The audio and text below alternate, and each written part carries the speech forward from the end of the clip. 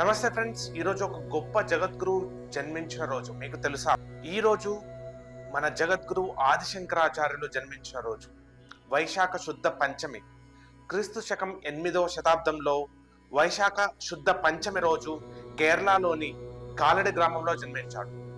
భారతదేశం మొత్తం పాదయాత్ర చేసి సనాతన ధర్మాన్ని పరిరక్షించడంలో, దానిని వ్యాప్తి చేయడంలో కీలక పాత్ర పోషించాడు.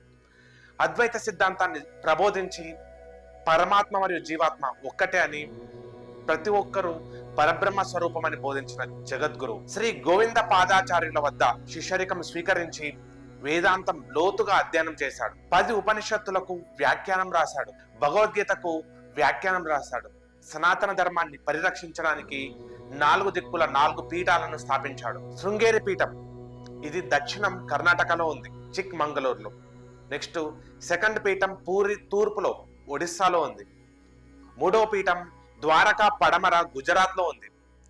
జ్యోతిర్మయ పీఠం, జ్యోతిర్మఠ్ మఠం ఉత్తర దిశలో నార్త్ డైరెక్షన్ లో గర్వాల్ ఉత్తరాఖండ్ లో ఉంది. ఇంతేకాక చాలా బ్రహ్మసూత్రాలకు భాష్యం రాశాడు. బృహదారణ్యక ఉపనిషత్, చాందోగ్య ఉపనిషత్, ఐతరేయ ఉపనిషత్, కేన, ఈశ, కథ, ముండక, ప్రశ్న, ఇలా 10 ఉపనిషత్తులకు జనాలకు అర్థమయ్యే రీతిలో, సామాన్య జనులకు అది రీచ్ అయ్యేటట్టు చాలా సులభంగా సరళంగా వ్యాఖ్యానాలు రాశాడు. భజ గోవిందం, సౌందర్య లహరి, శివానంద లహరి చాలా స్తోత్రాలు రచించాడు. వివేక చూడామణి వంటి గొప్ప గొప్ప గ్రంథాలు రచించాడు.